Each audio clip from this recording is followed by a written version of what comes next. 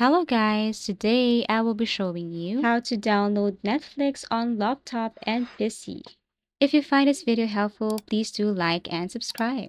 So let's start. Well, you can go to any web browser and then kindly type download Netflix. And basically you can see here sites and tools that can help you download Netflix, but you have to follow some instruction.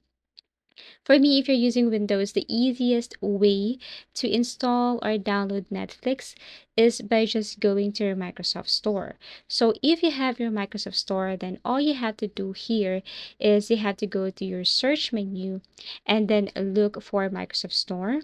Once you found it, tap on Microsoft Store.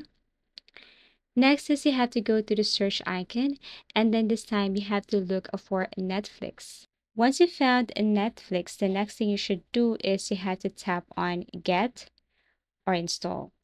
Now below Netflix, you should see the button Install, and all you have to do is tap on Install, wait as it is installing.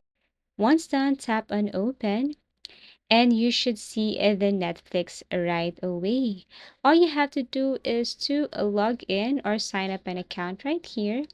And if you go to your search menu and look for Netflix, you can open it anytime. And that's how easy it is to download Netflix on laptop and PC.